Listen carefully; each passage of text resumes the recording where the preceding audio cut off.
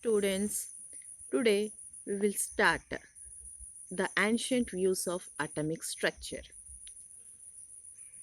According to Maharshi Kannada was an Indian philosopher proposed that matter consists of small indestructible particles called Paramanu. Param means ultimate. Anu means particle. That means Paramanu is an atom that does not exist in free state. Paramanus combine with other Paramanus to form bigger particle called the Anu. That Anu is also known as molecule. And next, another scientist, Democritus, has mentioned about the atoms. This Democritus is a Greek philosopher, said that everything is made up of minute particles called atoms.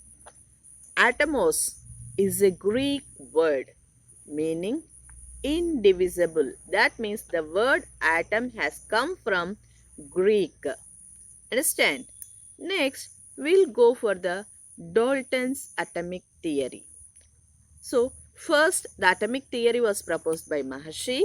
Next, it is proposed by Democritus. And next, it is proposed by Dalton. This, before Dalton, the atomic theories put forth were mere speculations. That means those are simply the speculations. Those are not based on experimentation. In 1808, John Dalton drew inferences from his research and experimental observations, and he proposed atomic theory, and here are some of the postulates which are belonging to Dalton's atomic theory. So according to that, matter consists of tiny particles called atoms. That means each and every matter consists of very small particles, and those small particles were called as atoms. Atoms are indivisible. We can't divide the atoms. They can neither be created nor be destroyed.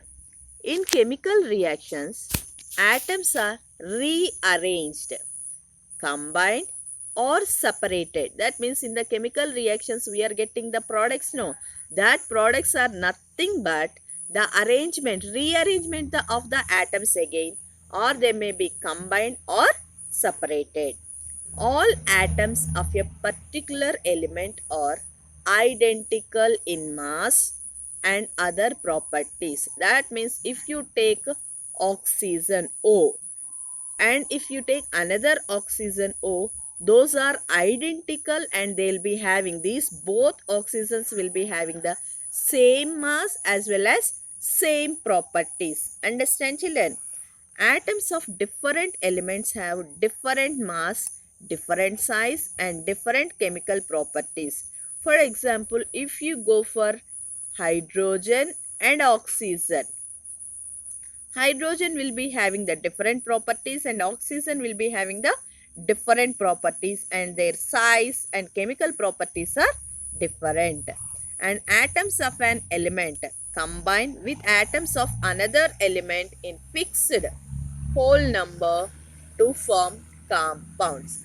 Let us take an example. Two atoms of hydrogen combine with one atom of oxygen to form water. So here H2 plus O2. 2H2 plus O2 gives rise to H2O. These are the postulates of Dalton's atomic theory. Thank you.